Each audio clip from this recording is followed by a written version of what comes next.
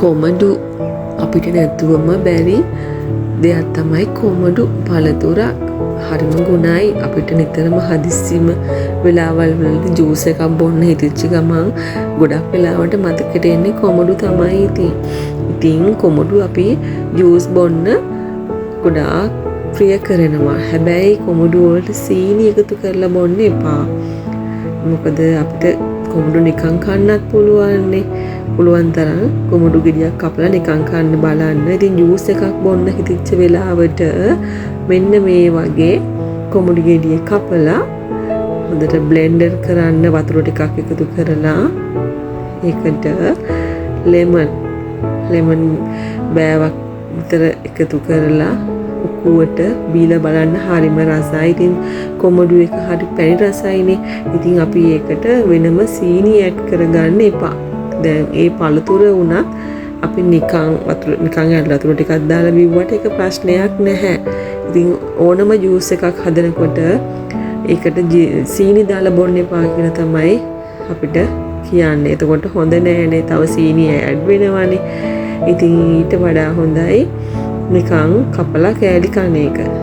ඉතින් මෙහෙම ඔයගොල්ලෝ ලෙමන් බෑවක් එකතු කරලා බීලා බලන්න. කොමඩු ගෙඩිය මුකුත් පෙරලා අයින් කරන්න දෙයක් නැහැ. කොමඩු ටික බ්ලෙන්ඩර් එකට දාලා වතුර එකතු කරලා බ්ලෙන්ඩ් කරලා උකු පිටම දැන් මේ කොමඩු ගෙඩියේ ඇට මුකුත් අයින් කරලා නැහැ.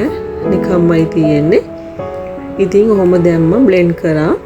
අපිට වතුර තිබ්බහට ඉතින් ජූස් එකක් බොන්න හිතෙච්ච වෙලාවට එළියට ගිහිල්ලා කඩෙන් බොන්න ඕනේ නැහැ. කොච්චර උමනා වුණත් ගෙදර ආවා කොමඩු ගෙඩියක් ටක් ගාලා හදාගත්ත බිව්වා. ඉතින් අපිට හරිම පහසුයිනේ. ඉතින් ඔයාලත් මෙන්න මේ විදිහට පුරුදු වෙන්න. ඉතින් අපේ ශරීරයේ සෞඛ්‍යය ගැන අපි හැමදාම හිතනවනේ. ගුණ ආහාර ගුණ දේවල් පමණයි අපි හෙල්දි කුකරිත් එක්ක එකතු වෙලා ඔයගොල්ලෝ හැමදාම ආහාරයට සහ පානයට ගන්න.